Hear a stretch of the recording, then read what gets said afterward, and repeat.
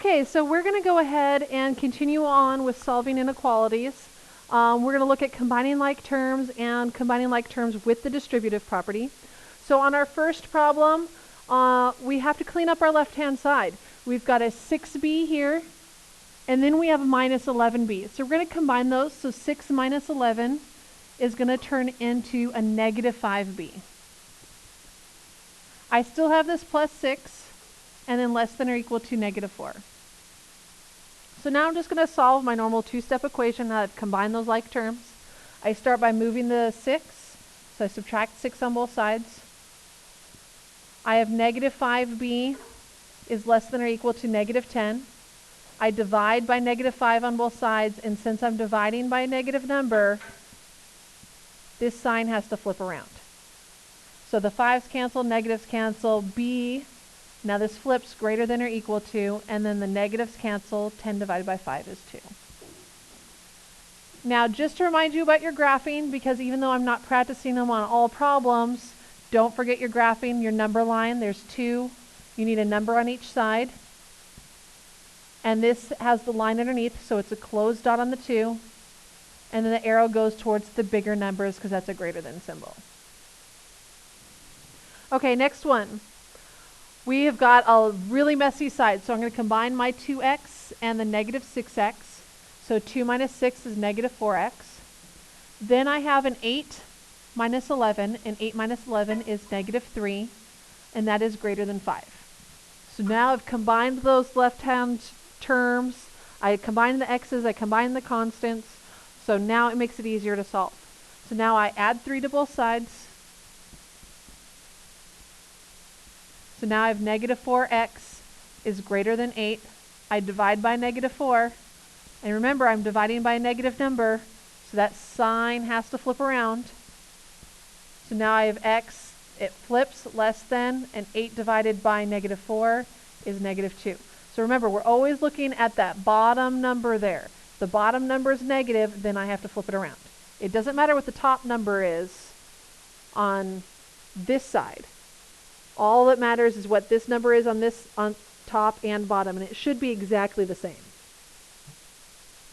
Okay, so on the next one, I've got a messy left-hand side again, but I have parentheses. So before I can do anything, I have to distribute. So I distribute the number directly in front, which is the 2. I can't add these together because order of operations says I have to multiply first. So to multiply first, I have to distribute, and in fact, then distribute means to multiply. So this 3 is just chilling out here. 2 times x gives me 2x. 2 times 4 gives me 8.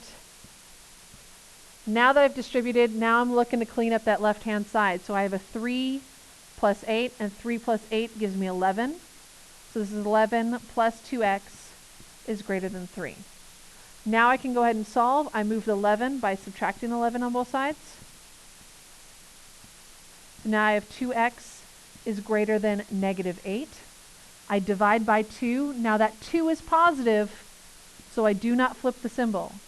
So this is x is less than negative 4. And then don't forget, if we were to graph this one, we would have our number line with negative 4 in the middle. We'd go up 1 to negative 3, down 1 to negative 5. We have an open dot because it's just less than, so open dot in the 4. And then because it's less than, we go to the left, also known as our lower numbers. Okay, our last one for this slide is another distributive property. When I'm multiplying in, I'm not multiplying in 2, I'm actually multiplying in negative 2. So I've got to pay attention to that sign here. So the 5x is chilling, negative 2 times x, negative 2x, negative 2 times 3 is negative 6. And that is less than or equal to negative 12. Now I'm still cleaning up that left-hand side. So 5x minus 2x will combine to become 3x. And now I move everything away from the x. So opposite of minus 6 is plus 6. Now I have 3x is less than or equal to negative 6. I divide by 3 on both sides. So now I have x is less than or equal to negative 2. I didn't flip my symbol, and I didn't flip my symbol because I divided by a positive 3, not a negative 3. Okay, so again, algebra properties from chapter 1, solving equations, very similar to solving our inequalities. The only thing that's new is that dividing by a negative number. So pay attention, combining your like terms, distributing those negatives, and you'll be just fine. Okay, so now we've got two more on this slide at the bottom of your page probably. So this one, a whole bunch of stuff, really complicated. Get rid of parentheses first. So distribute in that 3. So now I have 3x plus 6. This negative 6 is on the outside of the parentheses, so it stays negative 6x and plus 6, less than or equal to 0. Still have a really messy side, so I'm looking to combine 3x, negative 6x becomes negative 3x. Positive 6, positive 6 combines to become positive 12. That is less than or equal to 0. Now I'm a two-step equation. I move my 12. Now I have negative 3x is less than or equal to negative 12. I get rid of the negative 3 by dividing. Uh-oh, it's a negative, which means the symbol has to flip around to keep that true. So the 3's cancel, negatives cancel, and x is greater than or equal to positive 4.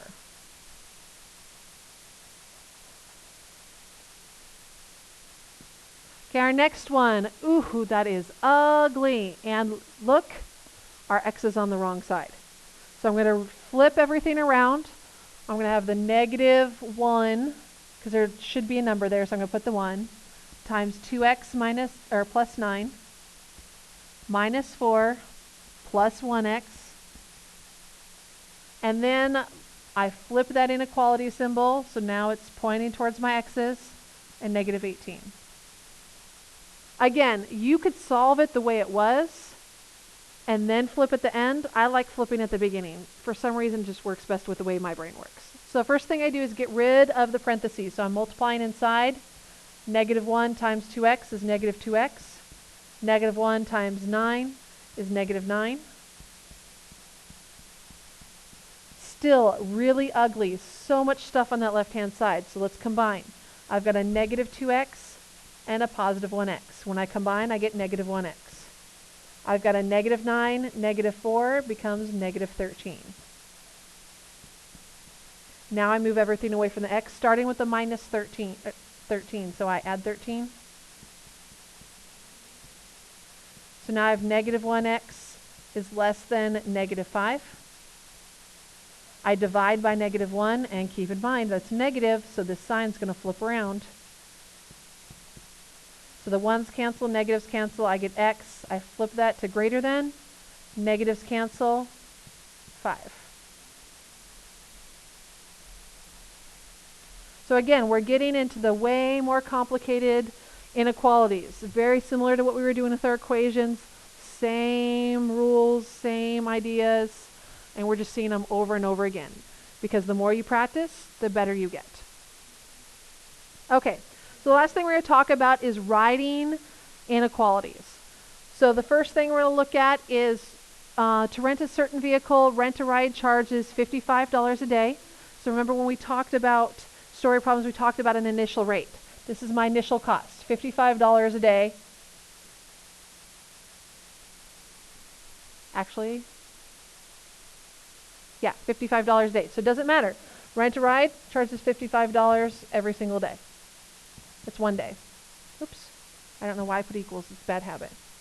Now, over here we have We Got Wheels. They are $38 a day, but then they charge 20 cents a mile. For what number of miles is the cost at Rent-A-Ride less than the cost at We Got Wheels? So Rent-A-Ride was our first one, so we want that to be less than We Got Wheels. And there's our inequality.